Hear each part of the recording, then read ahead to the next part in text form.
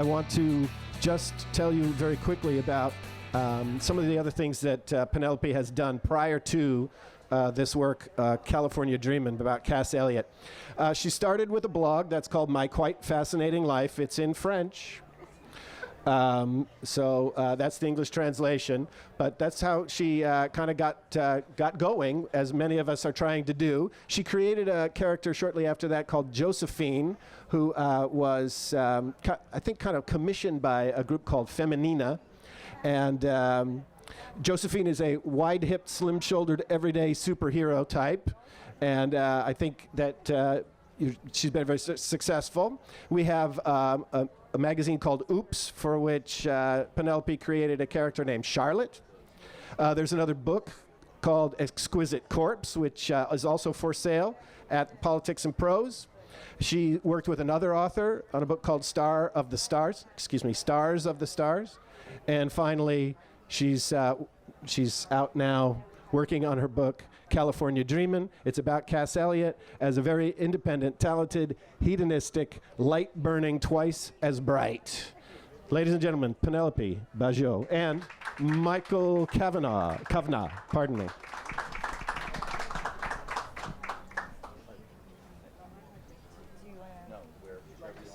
Okay, I'll sit here.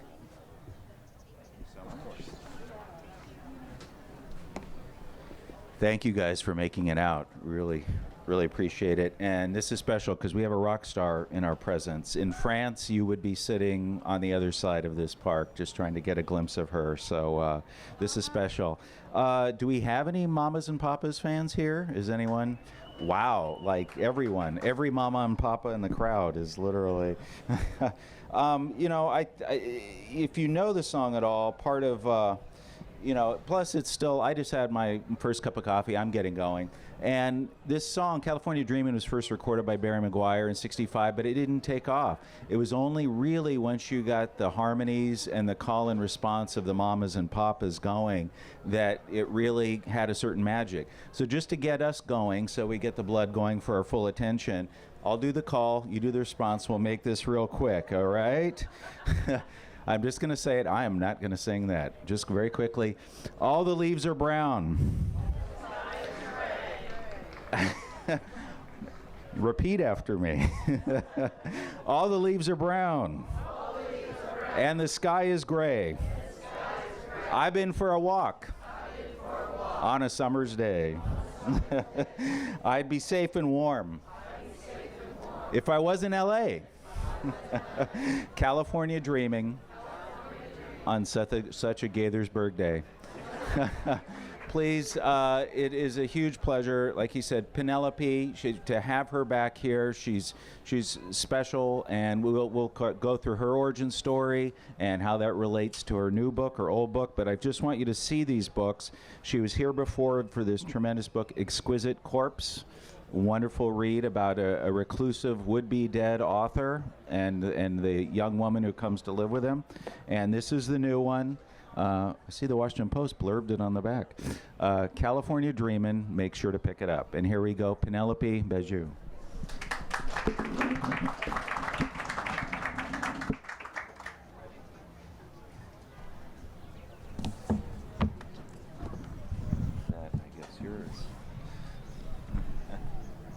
Are they on? Yes. Okay.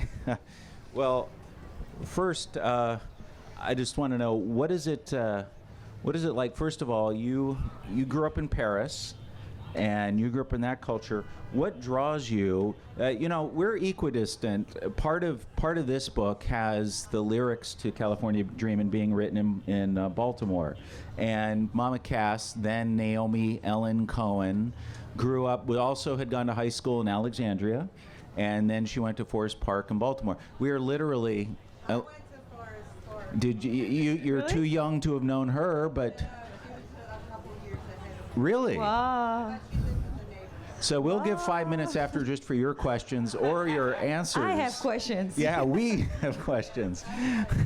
So we are almost equidistant right here between her two high schools. I mean, this is the earth she trod. And for me, as a California native, I grew up all over the state. When California Dreamin' would come on the radio, kind of like California Girls, you go, oh yeah, it's not a dream. You're just like, yeah, this is the best life. And now that I've lived here for years, California dreaming it takes on a different dimension. But you growing up in Paris in the 80s and 90s, what was it? What about this? How did you come to arrive at Mama Cass's story, the Mamas and the Papas? What's your entry point into all this? Well, although I grew up in Paris, what Americans usually don't know is that, well, the Mamas and the Papas, and usually the folk scene and the rock scene of the 60s, the American rock scene, it was popular way, way, way beyond America. And we didn't really have our own musical scene, well, at least a musical scene that was worth it in France in the 60s. So like, my parents probably listened to the exact same music that people listen to here.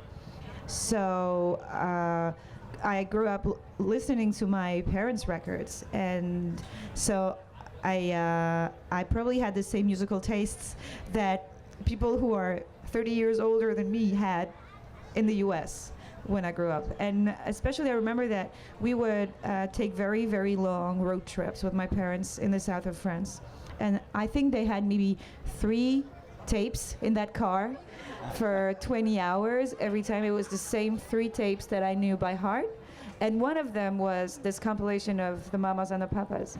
And I never really knew the name of the people singing. So to me, it was just one woman with background male vocalists. But it was just a woman. It was one singer.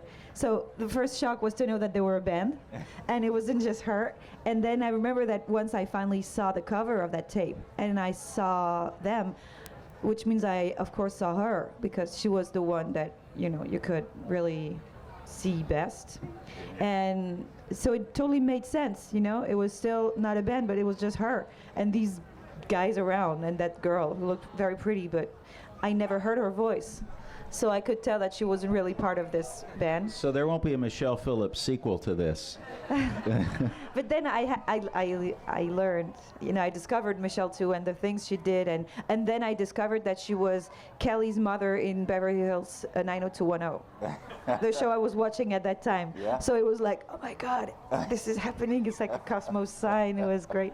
So I always loved her, and I grew up with her like she was part of my background at all times. And then I realized that not many kids my age knew her. Wow. But to me she was like, I don't know, the Beatles. I thought everybody knew her and loved her. Yeah, yeah. And then I grew older, and then in comes Wikipedia, and suddenly your source of information is not just newspapers and your parents' books, but anything.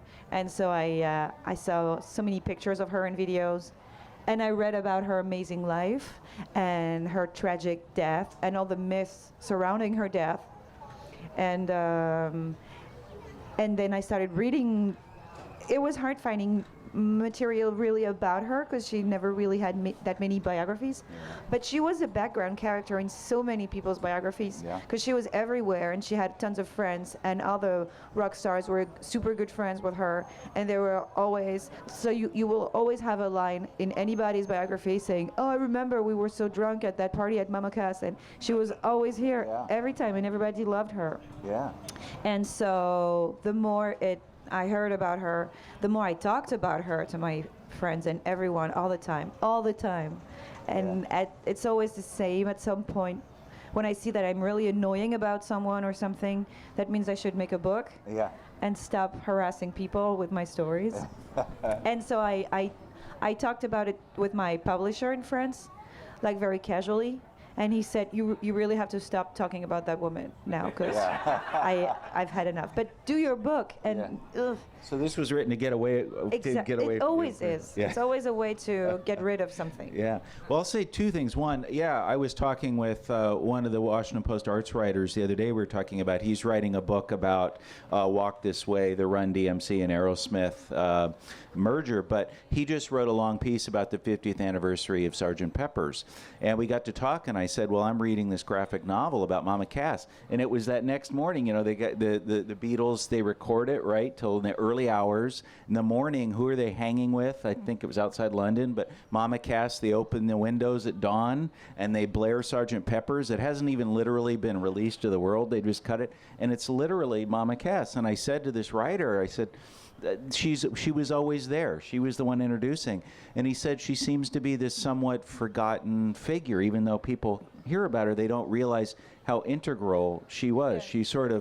She Forrest Gumped her way sort of through the 60s with talent, with one of the best voices around. Is that what you found to be true as you went through? Yeah, I was now that I've read so much about her, I can't believe she doesn't have her own biopic yet, because she really had an amazing life, and I could have made 5 books about her. I decided to stop at a very specific moment in her life, but there was so much to tell about the rest of her life, and all her connections, and how much I think you're right when you say that she was everywhere and she was introducing everybody, because that's also what she liked to do. She knew everyone, and she wanted everybody to meet and to work together. She was pretty much like the women in France in the 18th century having salons, and you know, to me that's exactly what she was. Absolutely. And she was like the lady of the rock scene. Yeah.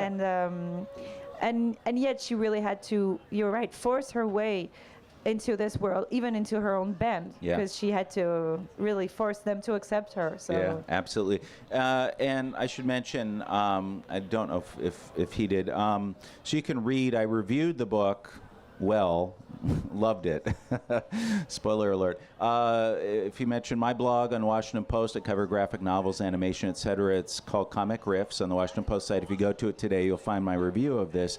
And the reason I mention that is because one of the first commenters, the people like, oh, I loved her, and oh, she also went, someone said she also was in Alexandria, local, but someone else was like, it did not happen this way. The lyrics weren't carved in Baltimore. It wasn't Michelle Phillips. Like, this commenter's like really angry, like as if he were there. Yeah. You know, it's like, no, John Phillips woke up in New York in the middle of the night and told Michelle Phillips he was dictating to her. It wasn't Michelle Phillips just saying the words, and like very adamant. And you have this happening in a different way in the basement of Cass's mom and her family home in Baltimore. So that speaks, you mentioned to Wikipedia. How do you do this? I was, to reiterate, not entirely nonfiction. How did you arrive at your version of events? I saw that comment, and I was about to answer, and I'm pretty sure she didn't really wear these shoes that day, but I should check. Oh, please do. Because, you know, it's not a documentary, and as a reader, I'm very, very much interested in facts, because I love to know that it has a truth basis. But what I really love is a story, and what I really love is turning pages and loving a character so much that I'm sad when the book is over. And to achieve that as a writer, you have to make the story and the character your own. And this is clearly my Cass. It's totally 100% my Cass. So this is the Cass that I wish was my friend. And so nothing is not true, but I twist reality the way I need to so that you love my characters. Mm-hmm. And so about the writing of the song, it is true that she wrote it and that he woke her up in the middle of the night because he said, grab that pen, and if you grab that pen, I will give you half of the royalties of the song. Yeah. This really happened, but it is true that I needed a scene where they're all connected while doing drugs, and I needed that scene. And I thought, this is totally the kind of lyrics that you might come up with when you're on drugs. So I thought, oh, this is perfect. While they are on a trip, they will come up with the idea for this song. But it is true that it didn't happen in Cass's mom's basement. Yeah. But, well, my opinion is, who cares? But it is true that when you are dealing with someone who really existed, you know that this might be a disappointment to her nerds and to people who really want it to be like a Wikipedia entry. Yeah. And it is totally, I totally willingly decided to change a few things that did not matter in the story. Yeah.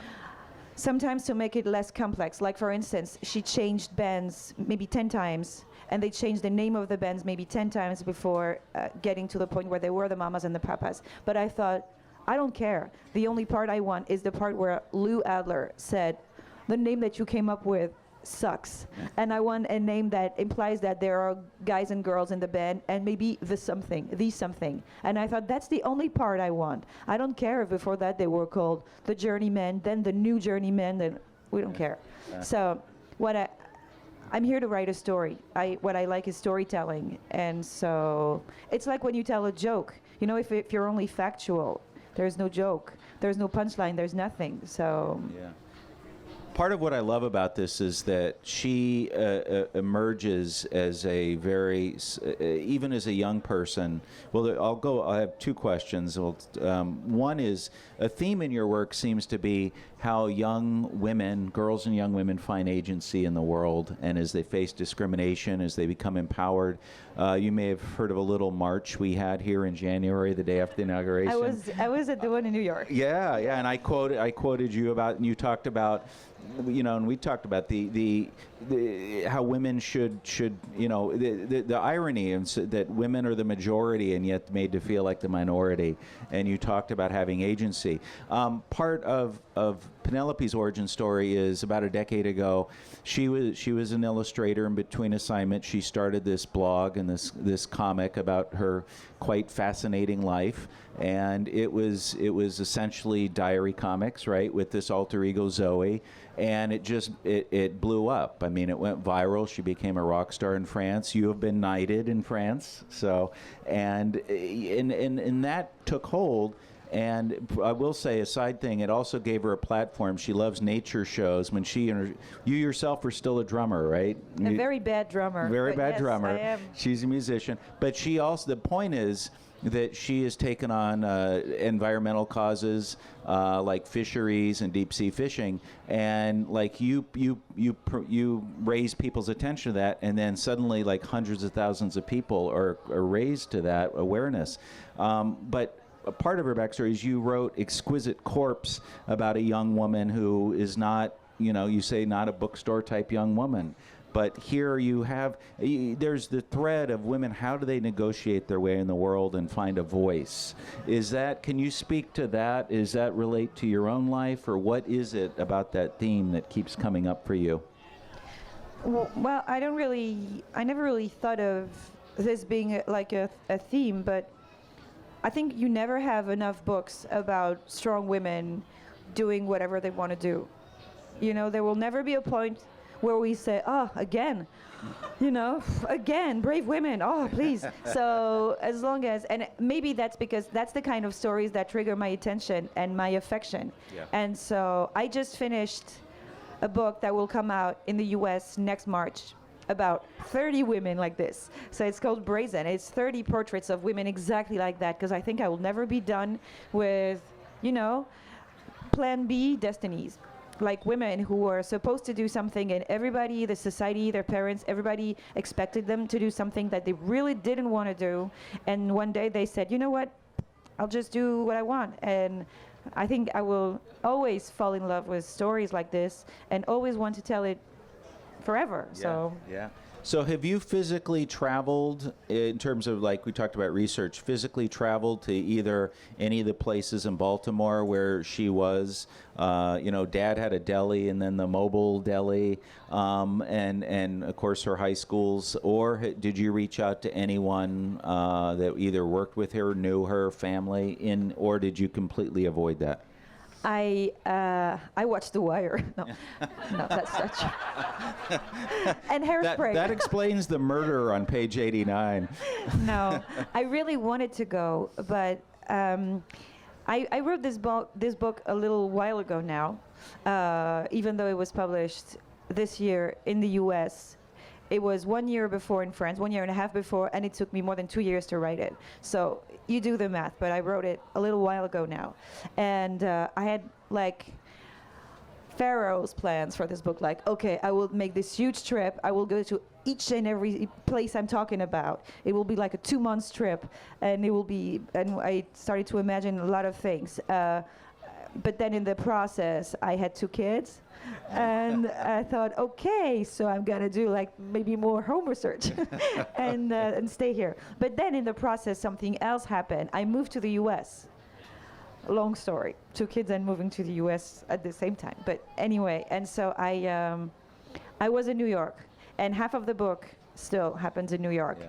And I thought, you know what, I might not be able to go to Alexandria or Baltimore, although I have this fantasy of seeing Alexandria for some reason since I wrote this book. It's not that far away. Like, you know, making sort of, you know, a tribute walk there and see the real place she lived, and that would be like, because I'm that kind of nerd. I really love to go and see like, oh my God, this is the stairs of her house. I can't believe it, and take pictures of everything. So I would love to do that one day. But I was in New York, and a good part of the story happens in the folk scene in the village. So I took an Airbnb in the village, and I stayed there for 2 weeks, where I could draw things live, like, because the place didn't really change that much, except that you have now luxury stores instead of record stores. But the village is still the village. The buildings are still very specific. And so I was there drawing it, and I would pretend that I was still in the 60s and that everything was cool, and that I was not in a super expensive Airbnb, and that there was this bohemian thing that totally doesn't exist anymore in this place. Yeah. So it was half a real trip, half a fantasized trip. And also because I thought, let's, you know, for real, let's avoid that The Wire hairspray thing about Baltimore. Let's just imagine my Baltimore with a few pictures, and this will be my Baltimore. So I'm pretty sure it's not accurate. It's an outer harbor, not an inner harbor. I don't know. You know, and part of this for me, it's also fascinating. A typical biography like this might always be told from one perspective, but almost every chapter is titled after a different key person in her life.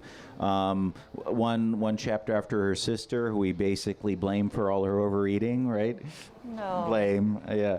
But it's great because you have a Lou Adler chapter, and you have the parents and the friends in high school. Why did you decide to kind of shift perspective like that? It was not just about shifting perspectives, it was about never having her own perspective.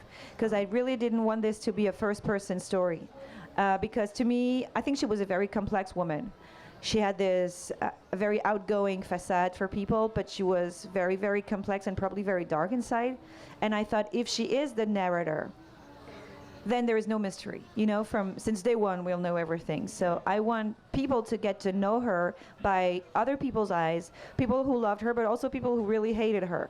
And so that step by step, as a reader, you manage to create your own idea of who she was without no one ever judging. Just, okay, this is how I knew her. This is what she was like. This is what she was like when she was mad, when she was in love, and then you get to solve the puzzle by yourself, which is also how I had to get to know her, because, again, she never wrote an autobiography. There were not many documentaries about her, per se, so I had to figure it out through connecting people's perspective. Like you listen to John Phillips talk about her, and she sounds like a monster.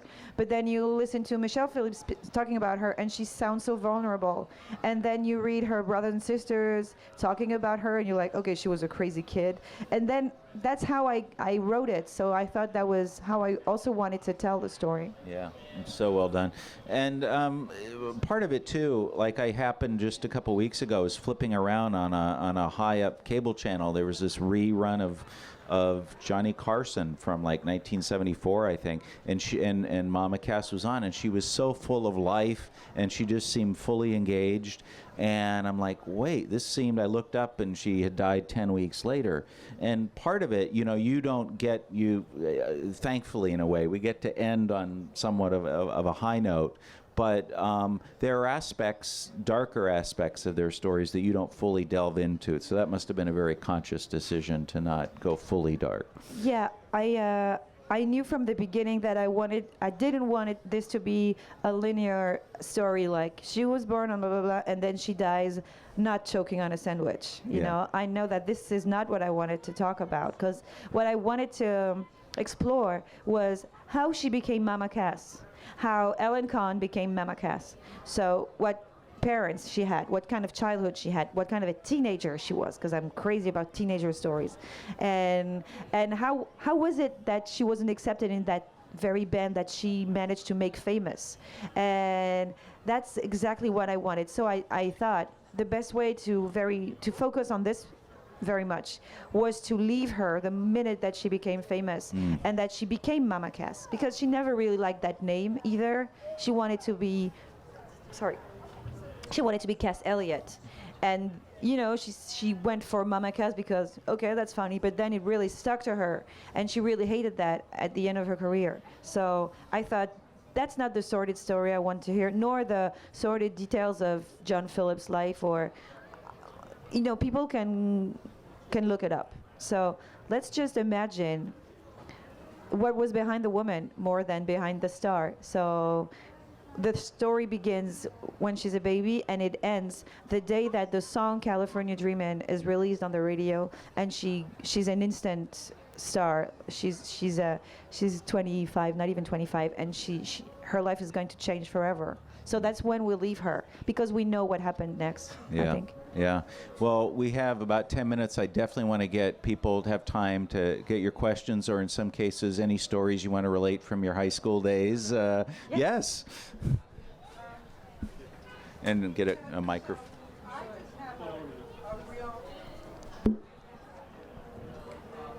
I have a real fundamental question.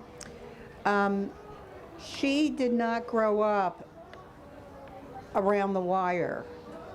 She didn't grow up in the Inner Harbor. She didn't grow up in what you typically picture Baltimore. She grew up in a very, very middle class, very white, very Jewish community. And at that time, it was all about being in a sorority and fitting in and having money and being thin and who you hung out with and whatever. And the fact that she became this hippie way before there was such a thing, and in total, complete contrast to the existing milieu, is what I'm interested in. How did she, or why did she, or how was she able to get out of that? And it's still like that there. So really, so anyhow, I'm just real curious what you know about her psychology or her dynamics, that she so preceded the hippies of like the later, the 67, 68 anti-war kind of thing. She was way before that. Because this almost to me felt more like Hairspray era. Yeah. John Waters, Baltimore of the early 60s, segregated, it felt more like the milieu. So to me, it felt like a little bit like Janis Joplin, what she went through in Port Arthur, Texas, but that was years later when she was the outcast, self-inventing outcast. But yeah. Yeah, it is. What you're saying is exactly what I read from her friend Sharon story. That's exactly what she said. And that she said that she was fascinated with Cass, and all the guys that were like the indie kids of Forest Park were in awe of Cass because she was so different, and she seemed not to care at all about not being part of anything. She was part of a sorority, though, which meant that truly it mattered to her. She kept saying, I don't care, these girls are bitches, but, let's just be in a sorority for fun. But she was clearly really into it. And she was overweight. She had a looks that really didn't match other people's looks. And she seemed to have such a strong personality that people either despised her or really wanted to be her friend because she was so cool. And so I decided to go for the so cool part. But what the point I'm not getting is what was like the linchpin to get her out of that? You mean to what leave? What got her out of Baltimore? You know, Oh, she wanted to be on Broadway. She always wanted to be on Broadway since she was a kid. That's what she wanted to do the most. And people said, but you can't, you live in Baltimore. And she said, one day I will go to New York. And so when she was 19, she made a pact with her parents. And she said, give me that chance. Let me go to New York for 5 years max. If in 5 years I didn't make it, I'll come back home, I promise. And I will run the deli. But give me 5 years. And so she went to her aunt who lived in New York with her dad's car and like her suitcase in the trunk of the car. And she got in New York. It was the first time she got there. And she was amazed. And just time for her to go upstairs to her aunt to say, I'm downstairs with the car. And she came back and the trunk had been forced open and her suitcase had been stolen and she had lost everything. And then she worked at the coat check in a club where Woody Allen and Barbra Streisand were performing. And she thought, okay, that's what I want to do. I want to be this girl. And she wanted to be Barbra Streisand because she said she will make it. You know, she's not like the girls from Baltimore. She's exceptional. And then also Woody Allen, she said, he's so funny. That's the kind of jokes I want to say on a stage. That's my people. That's who I am. But then her dad died and she came back.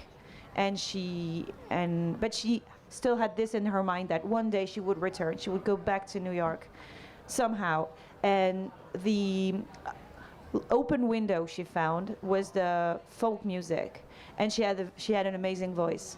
So even though she didn't really like folk music, she said, well, if this is the only way to finally get to Broadway, this is what I'll do.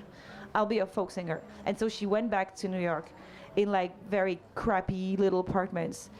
And she was paid nothing to perform, but she was in a band where she sang, and she was in New York, and she was living the dream.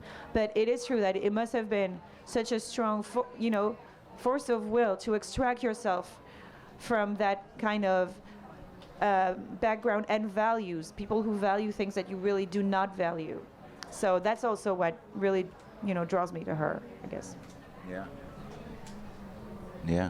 And I think those are such powerful parts I found of the book, when she wants to go and she's calling folk music crap, but she feels so compelled. It's like this call. And if she didn't have such that, she was a musical theater kid, right? Kiss Me, Kate. I'm just curious, did the musical theater crowd give her where she might have been an outcast, but she was in a sorority? Was your sense that the musical theater part gave her at least a tribe in high school to kind of vault her and support her? Well, they were clearly seeing the value in her where no one else was. Even the fact that she was an outcast was kind of cool to them. And it is her friends from this musical theater club who really pushed her and said, you really have to try. And she was, of course, she was not really self-confident. She was a fat girl in high school. So, but she said, well, if this is what I'm good at and that people do believe I'm good at, then let's just give it a try. So yes, of course, I'm sure it helped her a lot. Did we have a next question? Part of it, you've been a hostess before, and you've talked about, I think last time we talked, you talked about having mean boyfriends or being, and she had sort of unrequited loves, and she could have faced a life in a deli. But were there any specific aspects of what she was going through that you just actually struck on a personal note? Again, just thinking that you're dreaming too big. That's something that I think a lot of people, and especially creative people, went through. Like people saying, "Ooh, easy. Maybe you should just start with trying to do something tiny." And you're like, "I don't want to do something tiny. I want to do something that most people do not even consider a job, like being a singer or writing comics." So yes, and no matter which story you tell, it's always you that you're projecting through the characters that you're writing. So there's a huge part of her that is me, of course. She has a long story of being friend-zoned as a teenager, which is something I've been through a lot too. So I can totally tell how she felt, I guess. What was is your ultimate dream? Was it to get to New York as well, or was it to one day write Mama's Cass's story, or what for you was it to be a graphic novel? Because I know you started smaller in comics and have grown, and I don't know, I'd love to see this adapted into a movie in a Persepolis or Chicken with Plums kind of way, and yeah, that would be I great. would love to see it. It's worthy of it, absolutely. But what was your sort of, big New York for you?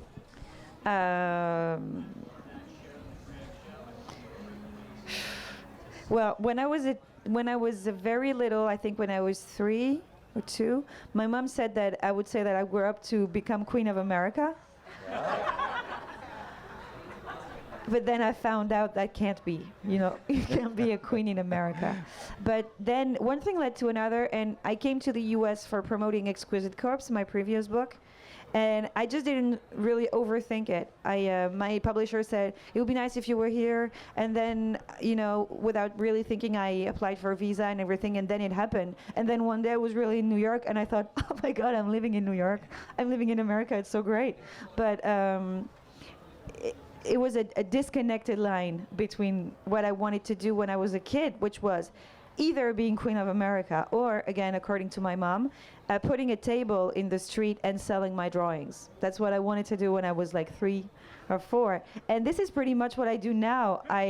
I'm not in the street, but I'm selling my drawings in the US. So I guess I ticked at least 2 boxes. Well, it is great. It's not. I can never be queen, but it's great still. We need a future queen, so don't rule it out yet. Don't rule it out. Yes? Right yes, here? I have a question. The other 2 tapes in your parents' car was, and will we be getting more books from those? I don't know if it's the same here, but people who are around 60 in France, the only thing you will, not the only thing, but the thing in common that you will see in all of these people's cars and home, it's Supertramp.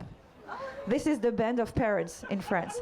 All the parents listen to Like Supertramp. the Jerry Lewis of music, American pop music. Exactly. I mean, all of this, and all of my friends in France, that's how we learned English. Really, it was Supertramp.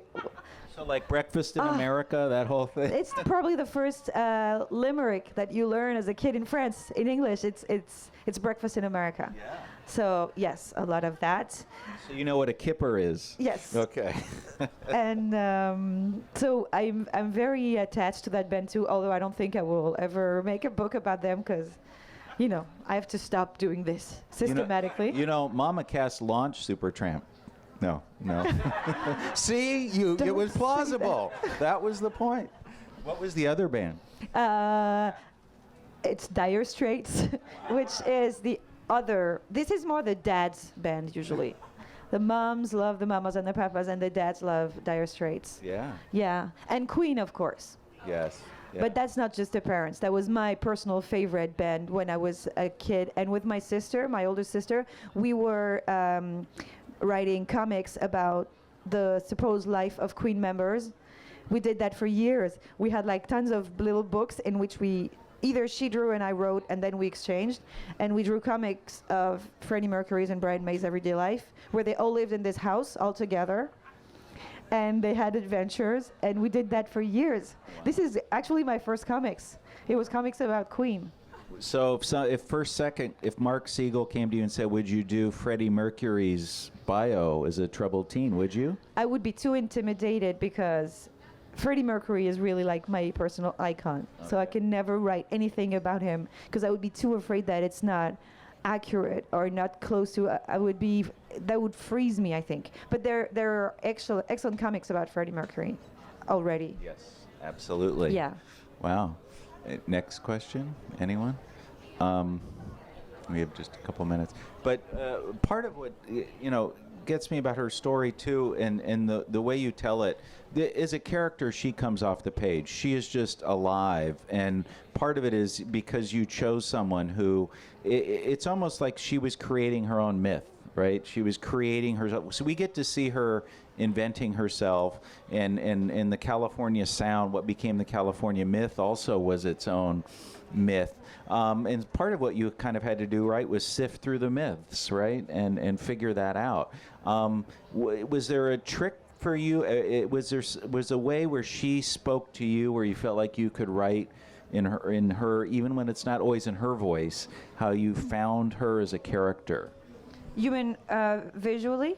Visually and narratively. Because visually, what I usually do is see a lot of pictures of someone and then process them. I'm not trying to make them look exactly like they really are, because I need them to be expressive. They need to be my puppet, so I can make them express all kinds of emotions.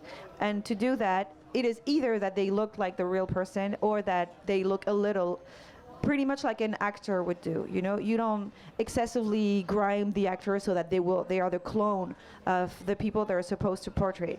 They need to remain an actor and express with their own face and feelings and body. So that's what I do with characters, and also to make sure, because otherwise I have a very hard time making sure they look the same on each panel. After 10 pages, you know, they don't really have the same face anymore. So what I do is also think of someone I know. So I know what that person looks like when she laughs, when she's mad, so I make a mix in my head of the real cast, that person that I was thinking of while drawing, and then, like everybody who's drawing, I just act myself. I make terrible faces when I draw because I have to live everything I'm drawing. So there's a very intense scene at the end of the book where she's crying like all her heart out, and I really had to be in that same situation to draw it. I was really You're a method cartoonist. But that's what we all are, really. And so my husband was like, "Are you okay?" I said, "Leave me." It was very intense, and it was exhausting.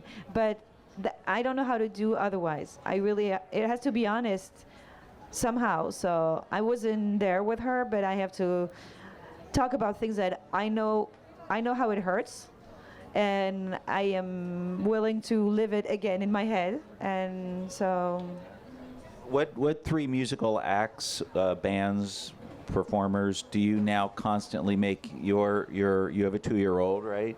Constantly play for your offspring? my very little one doesn't really listen to music yet. She just bangs her head like a little animal when she hears even a car alarm. So that's her favorite music, I think. But I have an oldest daughter who's almost 7, and she has a little MP3 player that I load her with music that I recommend, and not what I really wanted her to listen to, but I think the 3 things that I managed to make her listen to is the Kings, because she's named after a Kings song. Which one? Victoria. Nice. And what else does she love? She loves AC/DC, and I'm so proud. But my daughter, for some reason, and that's really not me, I don't know why, she has a fascination for Elvis. And actually, it's funny because she told her teacher in kindergarten that when she grows up, she wants to be a king. And so the teacher said, "You mean queen?" And she said, "No, the king. I want to be the king. I mean, Elvis is dead, so I can be the king." And I was so proud. And she made this horrible little drawing of her in a white jumpsuit. And so for Halloween, she wanted to go as Elvis. And 1 month ago, I was having a road trip in the south of the U.S. with my husband without her. And we went to Graceland. And she cried when she knew we went to Graceland without her. And she said, "And how was it? Did you go inside his house?" I said, "Oh, yes." She would have loved the decoration. It was very bright. And she was, "I miss everything." And she was so mad. So that's a little oversharing, but my daughter is a huge fan of Elvis, and I have no idea why. We like oversharing. So your family, it's genetic that you have a fascination with wanting to become royalty, American royalty. Yes, that's right. Yes. Okay. Well, thank you so much. I highly recommend California Dreaming. Again, you can go to Washington Post Comic Riffs and read 2 years ago the interview, today the review. Right now, she's going to sign, so you can get this signed, and this signed by the future Queen of America. You can help make it happen. Yes. You heard it here first. You can say that she met me before. You knew her before, and then her future king daughter after that, Penelope Bagieu. Please. Thank you.